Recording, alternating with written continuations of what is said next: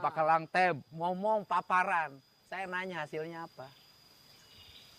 Banjir tetap, jalan rusak, gelap tanpa penerangan jalan umum, rumah rakyat miskin nggak dibangun, UMKM tidak rame, pertanian produktivitasnya tidak tinggi, bahkan cenderung menurun, kriminalitas terus, geng motor merebak, tawuran tiap waktu. Nggak ada perubahan signifikan? Nggak ada, karena orang Sunda itu nyangagogog nyamantau. Apa itu artinya? Bahwa pemimpin itu dia harus bicara dan dia harus mengerjakan. Jadi kalau saya katakan, kalau saya nggak mulai bongkar bangunan di Puncak, nggak akan ada pembongkaran Bangli di Bekasi. Bekasi Kerau, nggak akan ada. Nggak akan ada itu sungai-sungai yang kotor di Bekasi hari ini berubah menjadi bening. Jalan-jalannya lebar, tertib, bupatinya punya spirit membongkar karena gubernurnya ada di sampingnya. Nggak ada.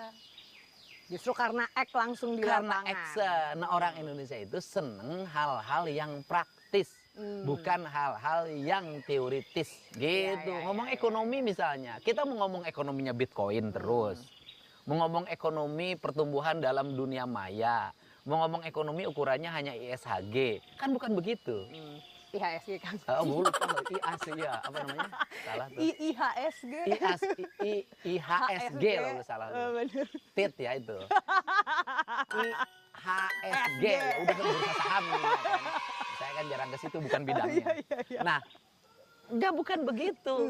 Kan yang harus diomongin, ngomong ekonomi itu adalah pertumbuhan. Pakalang teh ngomong paparan. Saya nanya hasilnya apa?